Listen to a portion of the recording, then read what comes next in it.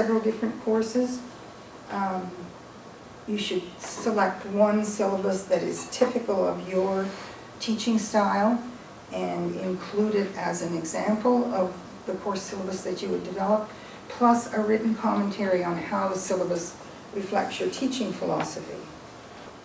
Examples of teaching materials. Each example must be accompanied by a reflective statement.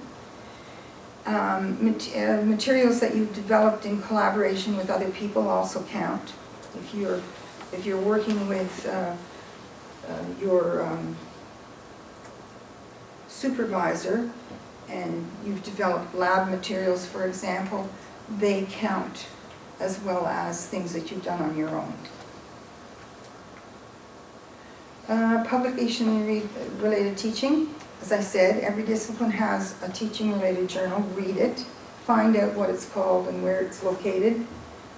Presumably now it's located in eSpace. But there are some very interesting journals related to each discipline.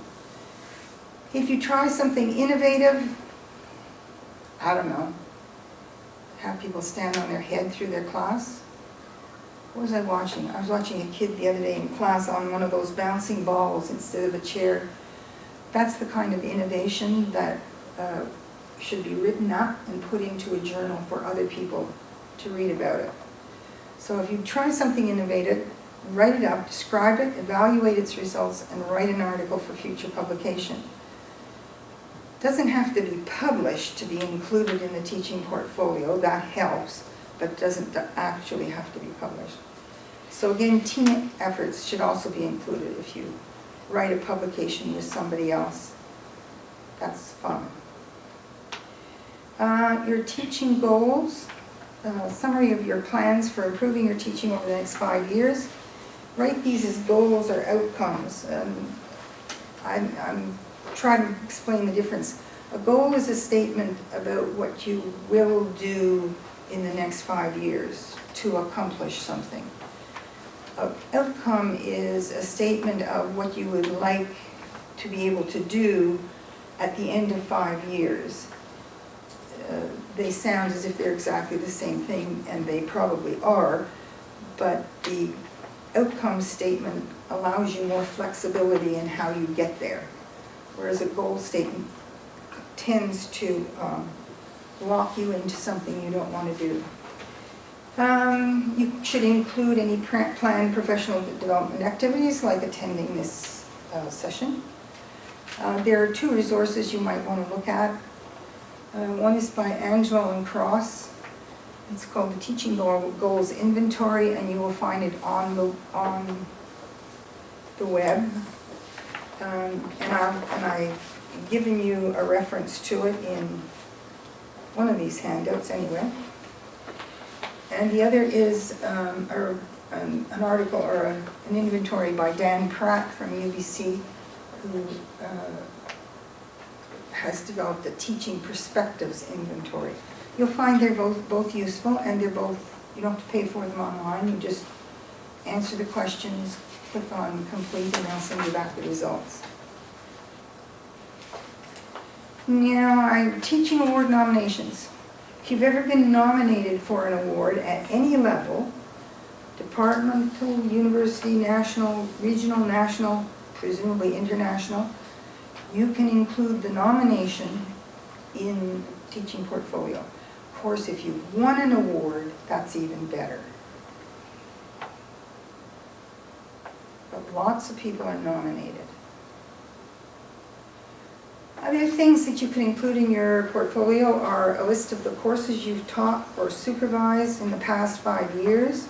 List them by year, section, and numbers of students. A list of your involvement in curriculum development activities. A list of student research or independent studies under your supervision. If you're supervising undergraduate student in an independent study or an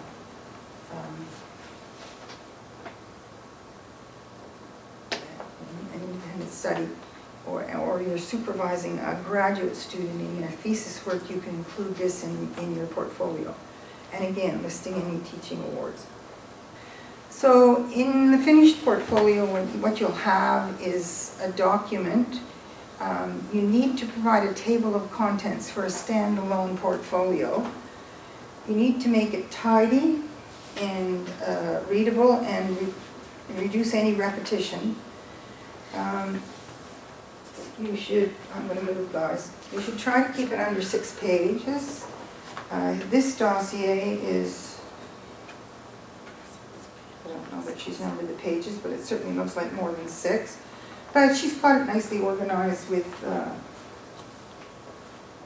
table of contents and tabs. This one is teaching portfolio, and it certainly is longer than 10 pages. But what makes it larger is that this includes publications at the back as an appendix. They're not counted in the 10 pages. And I have one other example here, and it does stay within the 10 pages, I think, 14 actually.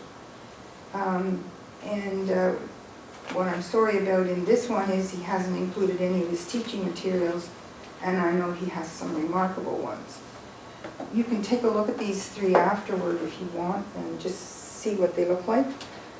These 2 books have shorter teaching portfolios in them. I should explain that the word dossier is used quite extensively in Canada. I don't like the word myself, but sounds like something that a person in a jail cell would have. But those are 2 more examples, shorter examples.